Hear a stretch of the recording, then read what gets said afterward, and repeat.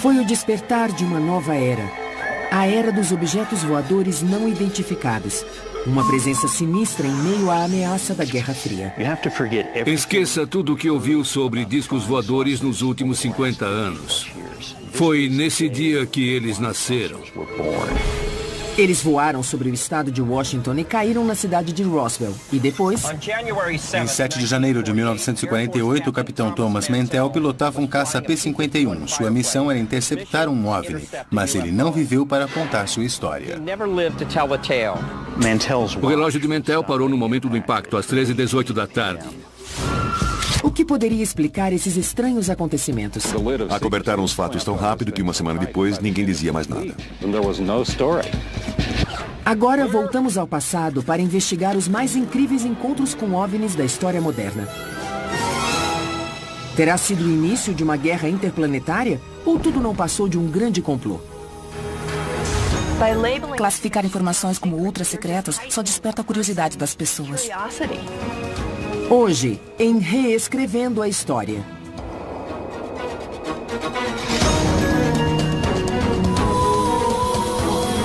Roswell.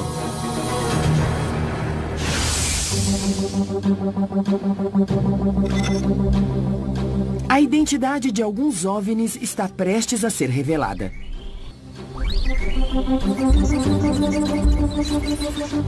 Nesta câmera de testes, um dos OVNIs mais famosos poderá em breve ser identificado e explicado. Conseguimos uma esfera de luz uniforme, então podemos simular qualquer outra esfera com a mesma resolução. Este mistério começou em 1947, coincidentemente ou não, com o surgimento da era nuclear. Com o início da Guerra Fria, os norte-americanos olhavam para o céu com uma mistura de temor e encantamento. Num período de 6 meses, em 1947, 3 OVNIs foram avistados. E cada um desses encontros ajudaria a definir essa nova era marcada pela insegurança. Discos voadores invadiram nosso planeta. O primeiro encontro foi em junho de 1947. No estado de Washington, o piloto amador Kenneth Arnold afirmou ter visto 9 objetos movendo-se em velocidade supersônica. Ele descreveu o movimento como se fossem pratos quicando na superfície da água. Ele afirmou ainda que os OVNIs estavam todos na mesma altitude e viajavam a 2.700 km por hora. Isso numa época em que a barreira do som, de 1.094 km por hora, nem havia sido rompida. A única explicação plausível para o fenômeno e para a velocidade do OVNI era... Estão nos puxando. Só pode ser do outro mundo. Para entender as circunstâncias do encontro de Kenneth Arnold, temos que considerar o momento histórico e esquecer tudo o que ouvimos sobre discos voadores nos últimos 50 anos. Foi nesse dia que os discos voadores nasceram como conceito, crença e objeto. Apenas 3 semanas após o episódio de Kenneth, ocorreu um dos encontros mais conhecidos de todos. Supostamente, um disco voador teria caído nas proximidades de Roswell, no Novo México. Na época, correram boatos de que os destroços haviam sido escondidos num hangar secreto. Este é o hangar 84. Testemunhas nos contaram que foi deste prédio que fragmentos da nave e dos corpos dos extraterrestres foram transferidos. E em janeiro de 1948, a histeria chegaria ao limite num terceiro encontro com discos voadores. Em Fort Knox, no Kentucky, o capitão Thomas Mantell morreria ao perseguir um OVNI com o seu caça P-51. Torre para Capitão Mantell, investigue um objeto não identificado em sua área. Sua morte alimentou o imaginário popular.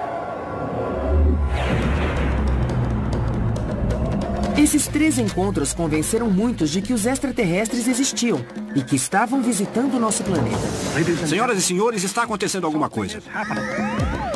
A história cresceu e até hoje muitos acreditam que os OVNIs cruzam o nosso céu. Talvez estejam certos, mas também podem estar errados. A versão oficial é de que aqueles objetos eram apenas imensos balões meteorológicos secretos. Não engulo esse papo de que eram balões e bonecos de testes. Devem pensar que somos imbecis. Qualquer um pode ver que é mentira. Mas o que estava acontecendo de fato nos céus dos Estados Unidos nos anos 40? A história do balão meteorológico é mesmo uma farsa? Há alguma outra explicação para os testemunhos aparentemente confiáveis? Uma equipe de peritos reunida pelo Reescrevendo a História vai investigar este caso. Art Vance, piloto de P-51. Paul DeBevec, designer gráfico. Curtis Peebles, historiador aeroespacial. E Jack Pickerel, uma psicóloga cognitiva que fará uma experiência singular com 6 pessoas no deserto. Combinando todas essas especialidades e levando a tecnologia moderna de volta a 1947, vamos procurar respostas para o que aconteceu em Roswell e para o fenômeno dos OVNIs.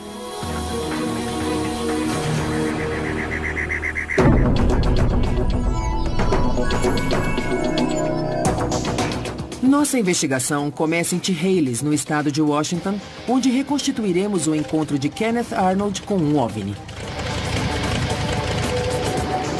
Na época, Kenneth Arnold, ex-craque de futebol americano na Dakota do Norte, vendia equipamentos contra incêndio. Ele não era o tipo que inventava histórias ou buscava fama. O que ele viu, afinal? Poderiam esses objetos voar a 2.700 km por hora, como ele informou? E estavam mesmo a 2.700 metros de altitude? Para descobrir, vamos repetir esse encontro da forma mais fiel possível. Primeiro, para obter o mesmo ângulo de visão que Kenneth dispunha da cabine, tivemos que encontrar uma réplica exata do Caller modelo A2 usado por ele.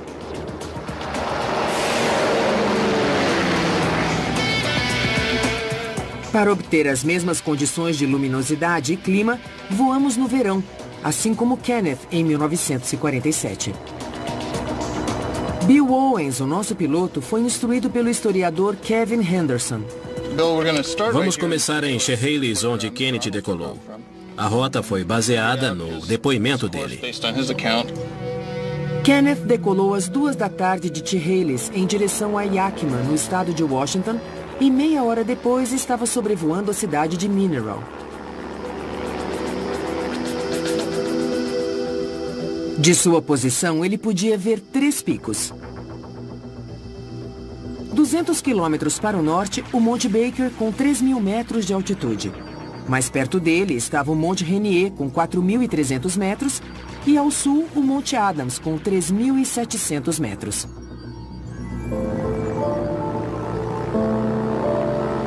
Seguindo o plano de voo à risca, Bill Owens pilota o Caller sobre Mineral. O que ele viu?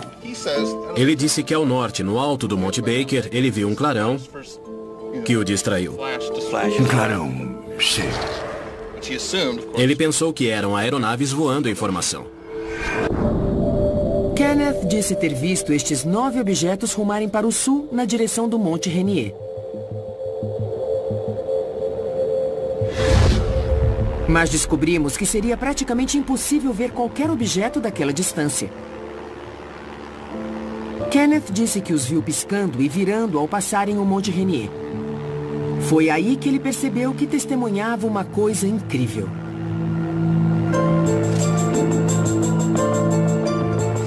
Kenneth tentou calcular a velocidade deles quando voavam entre o Monte Rainier e o Monte Adams. Uma distância de cerca de 80 quilômetros que ele cronometrou em 1 minuto e 42 segundos. Ele calculou 2.700 km por hora. Inimaginável naquela época. Curtis Peebles, historiador aeroespacial, questiona essa estimativa. Os objetos voavam muito acima de Mach 1, quase a Mach 2. Contudo, não produziram um estrondo sônico. E já que voavam baixo, ele deveria ter ouvido um grande estrondo. Mas ele não ouviu nada. Os ufólogos argumentariam que as naves espaciais são capazes de eliminar o estrondo sônico. Mas a física, extraterrestre ou não, tem leis empíricas, assim como a geografia. Kenneth disse que os OVNIs estavam na mesma altitude que a dele e que zigue-zagueavam nesta cadeia montanhosa. As discrepâncias começam a aparecer quando traçamos a posição de Kenneth num mapa topográfico. Ele afirmou que os OVNIs e as montanhas estavam na mesma altitude que a sua, 2.700 metros. Na verdade, as montanhas não têm essa altitude. Essas discrepâncias revelam sua dificuldade em calcular distâncias e altitudes. Kenneth não tinha motivos para inventar uma história ou pregar uma peça. Então, o que ele realmente viu? Alguns sugerem que foram gansos. Uma investigação da Força Aérea chegou à conclusão de que foi uma miragem. E podemos ver isso em primeira mão. Repare nesta imagem. Isto parece um OVNI. Mas pode ser explicado. Não passa de um reflexo no vidro da cabine. O reflexo do Sol pode criar muitas ilusões. Mas nenhuma explicação foi conclusiva. Aquilo que Kenneth viu pode ser explicado por outro incidente que chegou às manchetes 20 dias depois. Esse incidente se tornou um marco cultural e criou um destino turístico. Chegou a hora de reconstituirmos os acontecimentos de Roswell.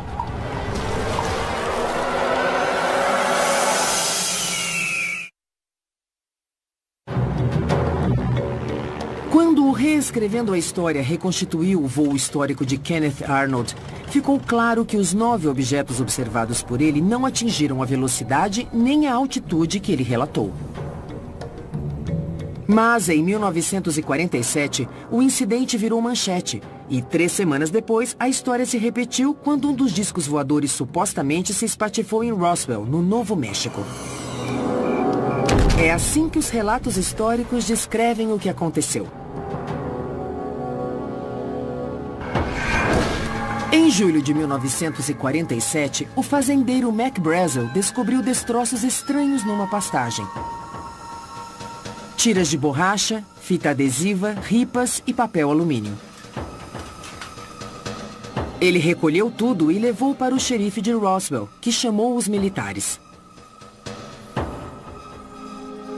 A Força Aérea despachou uma equipe para investigar e recolher qualquer material esquecido por Mac Brazel.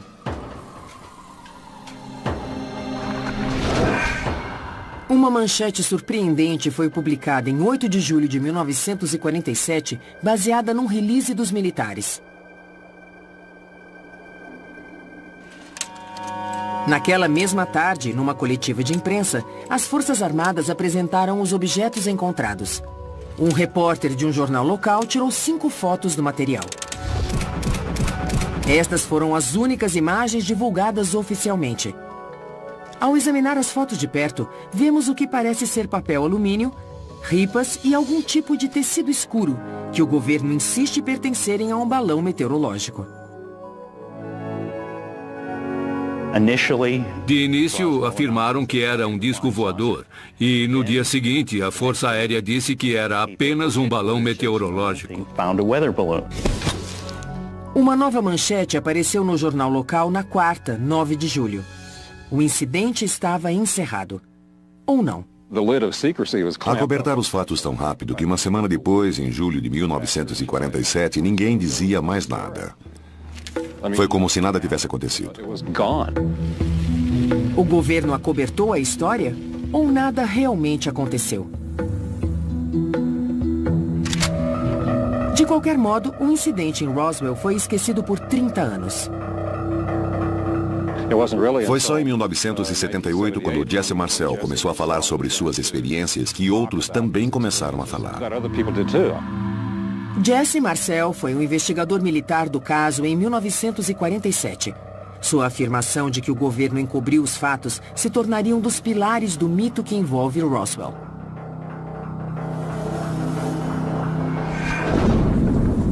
Depois que Marcel revelou sua história em 1978, outras testemunhas começaram a adicionar detalhes à lenda.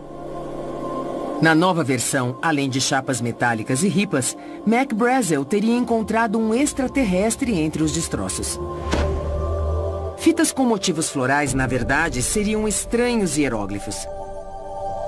Outras testemunhas afirmaram que, após a coletiva de imprensa, o material teria sido despachado para um local secreto. A Área 51, onde o governo dos Estados Unidos continuaria a guardar seus segredos. Se você tivesse um monte de metais e alguns corpinhos, o que faria? Você os pegaria e guardaria para sempre. Esses detalhes fascinantes transformaram Roswell no mais importante encontro com OVNIs de todos os tempos. Mas à medida que a história era aumentada, surgiam problemas com os detalhes. Por exemplo, não havia um consenso sobre onde a nave havia pousado. Nem sabemos se foi num lugar só, sabemos onde os destroços foram localizados devido aos testemunhos, mas faltam várias peças do quebra-cabeça, entre elas o local do impacto. Testemunhas apontam para um milharal, para o Rancho Foster e para Ragsdale. Quando arrebanhamos os animais com as motos, os carros ou a cavalo, sempre olhamos para baixo procurando destroços para poder provar o que aconteceu aqui. Algumas pessoas situam os destroços nas planícies de Santa Agustine, 240 quilômetros a leste daqui. Mas cada detalhe no caso Roswell sofre de um problema sério. Os relatos são sempre dissonantes e, com o passar do tempo, os detalhes parecem mudar e ficam mais elaborados. Assim, parece haver duas explicações plausíveis para o incidente de Roswell. A primeira é que extraterrestres visitaram a Terra e estão sob a custódia do governo norte-americano. A segunda é que as testemunhas inventaram a história. Mas poderia haver uma terceira explicação? Talvez os relatos, como os de Jesse Marcel ou Mac Brazel, sejam verdadeiros, mas inconscientemente eles podem ter enfeitado os fatos e tê-los transformado numa memória inexata do incidente. Na verdade, havia coisas voando acima de Roswell. Eram misteriosas, ultra-secretas e tecnologicamente avançadas. O Mogul era um projeto de segurança nacional que enviava balões munidos de equipamentos acústicos para a estratosfera para monitorar os testes nucleares soviéticos. Na década seguinte, várias experiências aeroespaciais secretas foram realizadas sob forte esquema de segurança. E até bonecos foram lançados da estratosfera. Muitos bonecos foram lançados. Cerca de 2.500 balões foram lançados em 30 anos só no Novo México. Os projetos eram tão sigilosos que nem os oficiais de alta patente na base aérea de Roswell tinham sido informados. Será que as pessoas extrapolaram esses eventos, transformando-os em algo de caráter extraterrestre?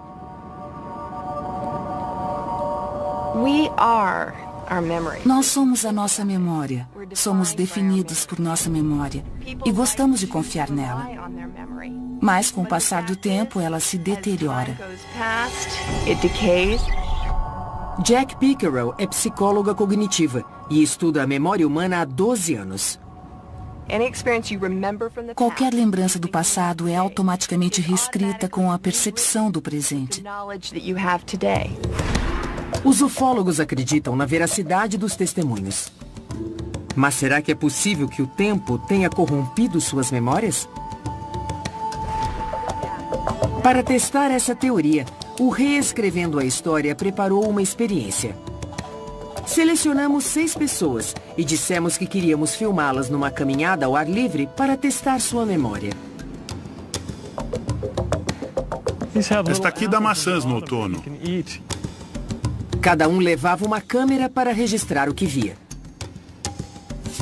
Mas eles não sabiam que esta não era uma trilha qualquer. E que isto não era um passeio. Nós recriamos o cenário de um acidente com OVNIs completo, com destroços, fita de isolamento amarela e a presença de um guarda armado e uniformizado.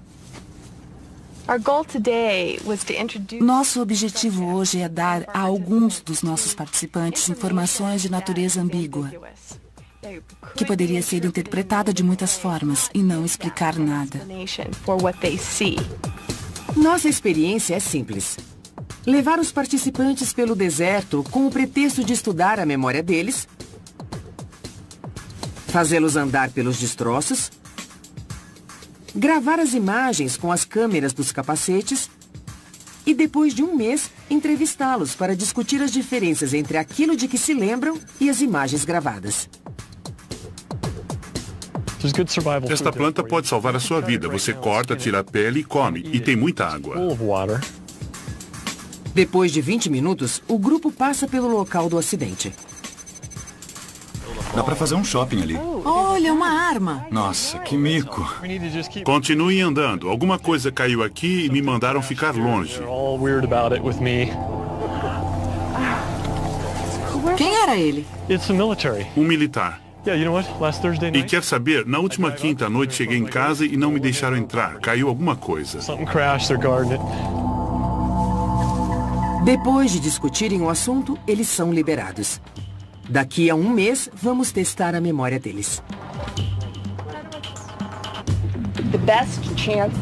O melhor jeito de incutir uma memória falsa é esperar a lembrança original esmaecer o suficiente para que, quando a memória falsa for introduzida, ela possa se fixar melhor e se desenvolver. O palco está armado para a próxima fase da experiência. Um mês depois, quais serão as lembranças dos participantes? Podia ser qualquer coisa, até OVNIs, se você acredita neles. O homem estava deste lado e eu empurrei ele para o outro lado, para evitar a bala. Um mês depois, fomos conferir o que eles lembravam. Trouxemos as imagens gravadas na ocasião que mostravam exatamente o que eles viram e não o que pensaram ter visto. Suas memórias não sofreram grandes distorções, mas muitos detalhes haviam mudado. Após aquecer Annie com algumas perguntas sem importância, perguntamos sobre o local do acidente. Haviam alguns guardas armados no local, que estava cercado por um cordão de isolamento para ninguém entrar. Entramos lá para olhar, mas fomos impedidos por guardas armados. Quando a psicóloga Jack Pickerel pediu mais detalhes sobre os guardas, ela não mostrou a mesma segurança. Eu não sei se me lembro deles porque os outros disseram que estavam lá ou porque eu os vi. E não lembro deles, não lembro como eram. Francine tinha alguns registros interessantes sobre o guarda. Acho que usava máscara e... De quem está falando? Tinha 2 deles atrás da fita amarela.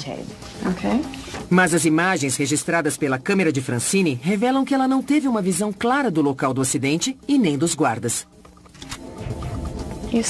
Viu 2 caras atrás da fita, estavam armados? Os 2. Você também disse que ficou apavorada quando apontaram para você. Claro que sim. Apontaram para você? Correram na nossa direção. Não queriam que a gente chegasse perto da fita amarela. Um deles apontava para o outro lado, mas apontou para a gente depois. Eu estava com medo. Sentiu medo? O homem estava deste lado e eu empurrei ele para o outro lado para evitar a bala. Novamente, as imagens gravadas revelam o que eles realmente viram. Há diferenças claras. No teste, assim como em Roswell, uma vez que a memória é alterada, o indivíduo realmente acredita estar falando a verdade. Entre as coisas que me disse hoje sobre a caminhada há um mês, tem certeza de que está lembrando corretamente de tudo o que aconteceu lá? 1 para não tenho certeza e 5 para tenho certeza absoluta. 5. 5. Eles não estão mentindo. É isso que dificulta tudo. Estão totalmente convencidos de que aquela memória é deles. Eles jurariam de pé juntos de que aquela é a verdade. Antes dos participantes irem embora, explicamos a natureza da experiência para evitar o surgimento de qualquer novo boato sobre OVNIs. Se o reescrevendo a história demonstrou que a memória pode ser alterada e distorcida em apenas um mês, imagine o que pode acontecer depois de 30 anos. A criação de uma memória falsa não é intencional. Já vimos acontecer com policiais e até com pais bem intencionados ao questionarem seus filhos. A intenção não é enganar as pessoas de propósito, só mudamos a maneira de questioná-las. Decifrar os fatos depois de meio século de especulações criativas pode ser impossível. Mas graças à investigação do Reescrevendo a História, podemos afirmar que o mito de Roswell foi aprimorado com o passar do tempo. E as provas materiais? Os ufólogos dirão que as provas estão guardadas num hangar da Área 51. Mas existe um relato, no qual muitos acreditam, indicando que os destroços são de origem extraterrestre. O depoimento de Jesse Marcel, o militar que teria sido encarregado do acobertamento do caso. Ele parou em casa antes de ir para a base, acordou a esposa e o filho no meio da noite e disse: "É agora ou nunca, porque quando eu voltar para a base, serão ultra-secretas." As testemunhas afirmam que o material parecia folha de alumínio e tinha memória molecular. Você podia amassar como papel alumínio, mas quando soltava, voltava ao formato original, lisinho, como se nunca tivesse sido tocado. Mas haverá uma outra explicação para essa estranha substância que apoie a teoria dos testes secretos com balões meteorológicos? O Reescrevendo a História visitou um laboratório metalúrgico para achar algumas respostas. Primeiro, Russ Sherman, especialista em metais, examinou as fotos tiradas pela imprensa. Para mim, parece um tecido ou plástico revestido. É difícil dizer. Parece que isto preso ao balão era um radar. Em 1947, um garoto de 11 anos, ou qualquer um, conheceria o papel alumínio. Certo. Que depois de amassado não desamassa sozinho, porque não tem memória molecular. Mas se fosse plástico metalizado, desamassaria. Hoje estamos tão acostumados com isso que nem nos impressionamos, mas para um menino de 11 anos, pareceria uma coisa do outro mundo. Seria estranho. As lembranças confusas e os metais mágicos já foram explicados pelo Reescrevendo a História. Mas, independentemente do que aconteceu, o acidente em Roswell alimentou uma paranoia crescente e serviu de palco para o terceiro e mais mortífero encontro com um OVNI já documentado.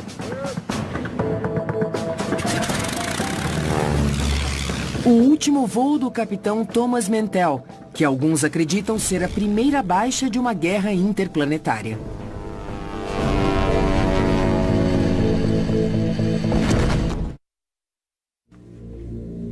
Em 1947, depois do encontro de Kenneth Arnold, uma paranoia crescente encheu os céus norte-americanos de luzes e aeronaves misteriosas. Em janeiro do ano seguinte, a paranoia e o medo ganharam um rosto. O do capitão Thomas Mantell, a primeira baixa de uma guerra interplanetária. Hoje, o Reescrevendo a História abre os registros oficiais para compararmos o que sabemos com o que realmente aconteceu. No dia 7 de janeiro de 1948, logo depois da 13h, começaram a chegar relatos sobre um objeto enorme no céu do Kentucky. Naquele momento, o capitão Mantell liderava uma esquadrilha de Mustangs P-51 num voo de baixa altitude cruzando o estado. Ao se aproximarem de Fort Knox, a torre de controle de Godman pediu que investigassem o objeto. e Mantell concordou. A 4.300 metros, os 3 pilotos iniciaram uma subida vertical. A velocidade máxima para uma subida vertical seria de 290 km por hora. A 6.700 metros, 2 pilotos decidiram retornar preocupados com a falta de oxigênio. O oxigênio é necessário acima dos 3.700 metros. Acima de 7.600 metros, o piloto perde a consciência em 4 ou 5 minutos. O capitão Mantell não estava disposto a desistir. Depois de perseguir o OVNI por 45 minutos, alguma coisa aconteceu. As fotos contam o resto da história. Quando os destroços foram examinados, a trava da cabine estava intacta. Concluiu-se que Mantell não tentou saltar de paraquedas. Seu relógio parou no momento do impacto, às 13h18 da tarde. Alguns acreditam que ele foi derrubado, mas outros têm uma explicação mais simples. O problema é que ele não tinha oxigênio. Mantell desmaiou enquanto o Mustang continuava a ganhar altitude. Ele entrou em parafuso e se espatifou numa fazenda.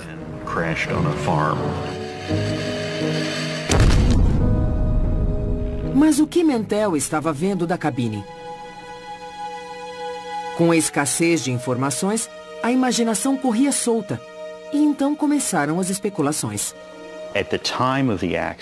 Na época do acidente, corria o boato de que foi um avião soviético que atirou no P-51, que estava radioativo, e que o corpo de Mantell não foi encontrado. Estavam todos errados. Nos anos 70, o governo abriu os arquivos sobre outro projeto secreto. Dessa vez, os balões foram lançados de Columbus, Ohio, em janeiro de 1948. Acho que o capitão Mantell estava perseguindo um Skyhook, um balão enorme de plástico que pode chegar a 30 mil metros. Um balão desses foi lançado pouco antes do incidente, levando um dispositivo de raios cósmicos. Esses balões foram lançados às dúzias por todos os Estados Unidos e ainda hoje a NASA continua a lançá-los. Hoje eles podem subir acima dos 30 mil metros e ficar lá em cima por dias, até semanas, e podem circular o globo nas correntes de grande altitude. O que Mantell viu naquela fatídica tarde de janeiro? Foi um balão meteorológico? O planeta Vênus, como alguns afirmaram? Ou foi mesmo derrubado por um OVNI? A pergunta dos ufólogos é pertinente. Como um piloto altamente qualificado confundiria um balão com um alvo inimigo? A pergunta é válida porque ninguém fez a reconstituição do encontro com as mesmas condições de luz, com o mesmo balão e com a mesma aeronave que Mantell pilotava até agora.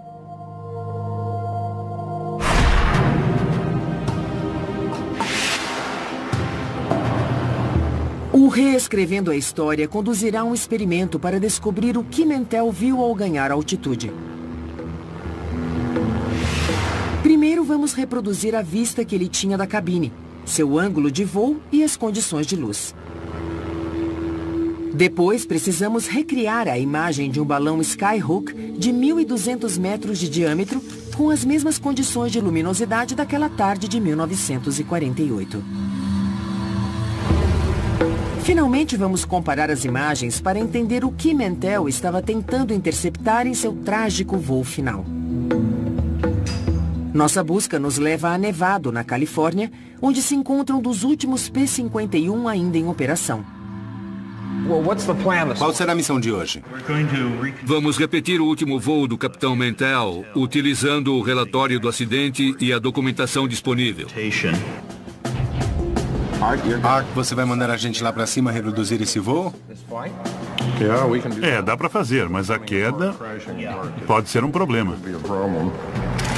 Mas mudar o voo de Fort Knox, Kentucky, para Nevado, na Califórnia, que ocorrerá com uma diferença de 6 meses da data original, requer os serviços de um astrônomo, porque se a luminosidade e os ângulos de irradiação solar não corresponderem, nossa experiência será inútil.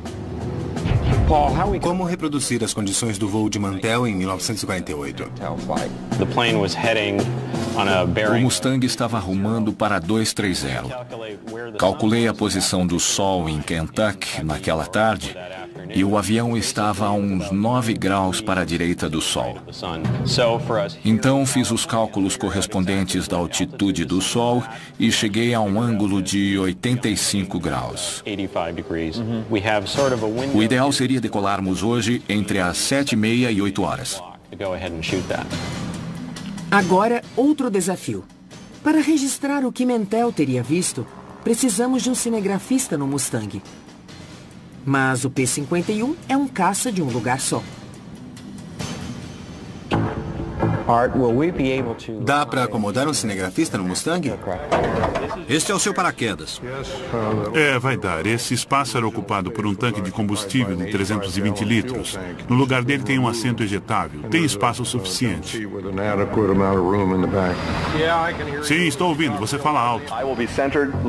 Estarei no centro olhando para fora e você vai virar 9 graus para a direita. Aí vamos pegar o sol nessa posição. Tá bem. Temos um bom plano de voo e o nosso objetivo é registrar o que ele viu.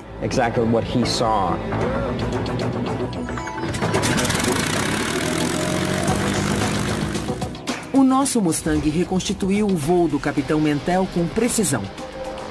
Hartmann teve contato constante com a base e voou no mesmo ângulo de Mantell.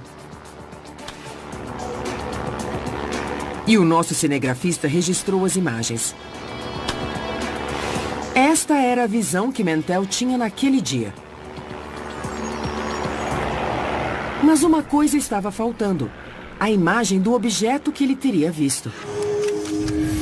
Desafiamos Paul de Bevic, especialista em computação gráfica, a simular a imagem para depois incluí-la no vídeo que gravamos em voo.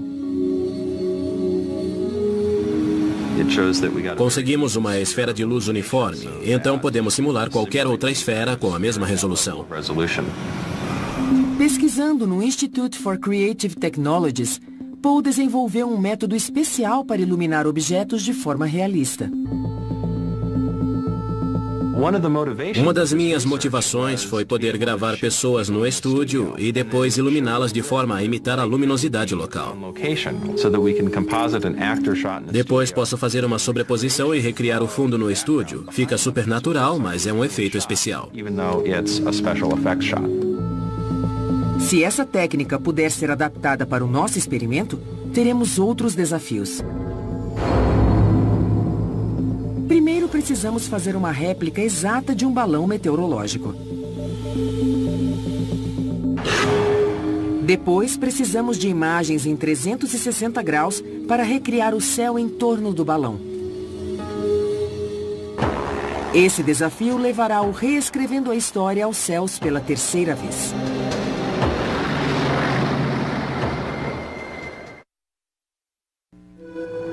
O Reescrevendo a História está analisando 3 encontros com OVNIs e já trouxe novas informações. No primeiro caso, durante o voo de Kenneth Arnold, a luz refletida na cabine do avião pode ter influenciado suas observações. No segundo, projetos militares secretos realizados perto de Roswell despertaram a curiosidade das pessoas. E fizemos uma experiência que provou como a memória é alterada com o decorrer do tempo. No terceiro caso, a explicação oficial para a queda do avião do capitão Thomas Mantell foi novamente um balão. Fomos verificar como um piloto tão experiente pode ter cometido aquele erro. O Reescrevendo a História reconstituiu aquele voo e nossa câmera registrou estas imagens da cabine.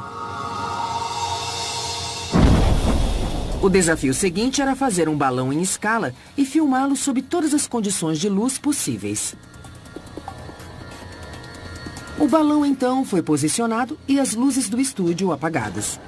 Então o programador Tim Hawkins capturou as imagens no computador.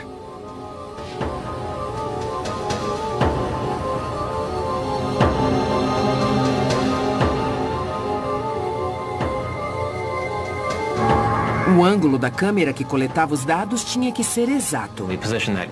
Posicionamos a câmera embaixo do balão para termos uma visão de baixo para cima, como a de Mantell. Para a segunda parte deste teste, precisávamos reconstituir as mesmas condições de luminosidade daquela fatídica tarde. Usamos uma lente olho de peixe na câmera. E tiramos muitas fotos para criar a esfera e obter a melhor resolução. O piloto e cinegrafista Meran Salamati criou um suporte para a câmera e fixou-a num avião acrobático para voarmos a 30 mil metros. Precisávamos de um panorama de 360 graus para criar uma imagem tridimensional.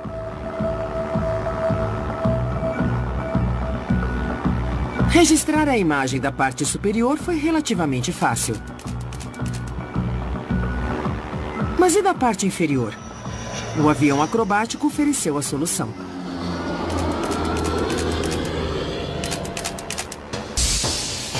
Nesta página da internet, podemos ver todas as imagens obtidas durante o voo. A edição das imagens nos permite reconstituir todas as condições de luminosidade refletidas no balão. Mais uma vez, nos perguntamos: o capitão Thomas Mantell morreu ao perseguir um OVNI? Ou um balão meteorológico? O que ele viu naquela tarde? Na próxima etapa do processo, o artista gráfico Douglas Martin reduz a escala das nossas imagens para se adequarem à distância do avião de Mantell. Pat, terminei. Quer dar uma olhada? O objeto está a 9 graus do Sol. Se achar a imagem certa, nós podemos montar. Patrick Martin, assistente gráfico, procura uma imagem que combine com o ângulo do objeto em relação ao Sol. Doug, que tal? É isso. Vem dar uma olhada. Douglas reduz a imagem para se adequar à altitude do balão. Aqui o objeto está a 15 mil metros. E aqui a 23 mil. Ele tem cerca de um quarto do tamanho do Sol em relação ao que você veria da cabine. E aqui a 30 mil metros. Qual delas você acha que Mantell viu? A 15 mil metros dá para ver bem o que é. A 23 mil metros a imagem é mais ambígua. Foi a 23 mil mesmo. Eu iria atrás. Valeria a pena. Finalmente, nossa experiência chegou ao fim. Esta seria a aparência de um balão Skyhook flutuando 23 mil metros acima de um Mustang P-51 em voo vertical, voando precisamente no mesmo ângulo e nas mesmas condições de luz de 8 de janeiro de 1948. Esta pode ter sido a imagem que Thomas Mantell viu ao desmaiar por falta de oxigênio. Se você estivesse lá em cima com uma coisa dessas, veria um objeto voador. E se não soubesse o que era, seria não identificado. Então, seria um OVNI. O importante é que Mantell era um homem corajoso, que morreu no cumprimento do dever. E nenhuma teoria pode questionar sua devoção ao seu país. Sua morte trágica só serviu para insuflar o pânico e o medo entre as pessoas. Discos voadores invadiram o nosso planeta. O público exigia uma explicação dos militares para cada um desses encontros com OVNIs. E, em todos os casos, a resposta era a mesma. Eram balões meteorológicos. Durante anos, essa desculpa pareceu tão absurda que até naves extraterrestres pareciam uma boa explicação. Classificar informações como ultra secretas e negar acesso a elas só desperta a curiosidade das pessoas, ativa sua imaginação e gera boatos. Levaria 50 anos para que o governo explicasse o que aqueles balões realmente faziam nos céus dos Estados Unidos. Na nossa investigação desses 3 casos antigos, demonstramos que os 9 objetos avistados por Kenneth Arnold não poderiam estar viajando na velocidade e nem na altitude descritas por ele. No caso Roswell, provamos que o tempo pode distorcer a memória, mesmo num curto espaço de tempo. E que depois de 3 décadas, bonecos experimentais podem ter sido confundidos com extraterrestres. E no caso do Capitão Mantell, vimos que balões meteorológicos podem ser confundidos com OVNIs sob determinadas condições. Em nome da segurança nacional, os militares esconderam a verdade de nós. E ao fazê-lo, a semente da mitologia em torno dos OVNIs acabou sendo plantada. Então ficamos com a impressão de que o governo dos Estados Unidos tinha capturado um disco voador e trancado num hangar secreto e jogado a chave fora. Mas como acontece com a maioria das teorias conspiratórias, nenhuma investigação é capaz de convencer seus partidários da verdade.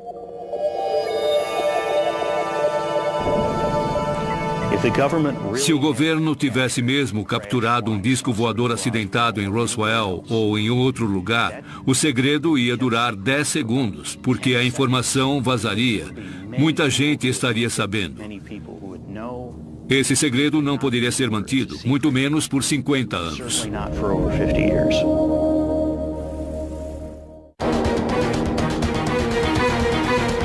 Versão brasileira, Tempo Filmes, São Paulo.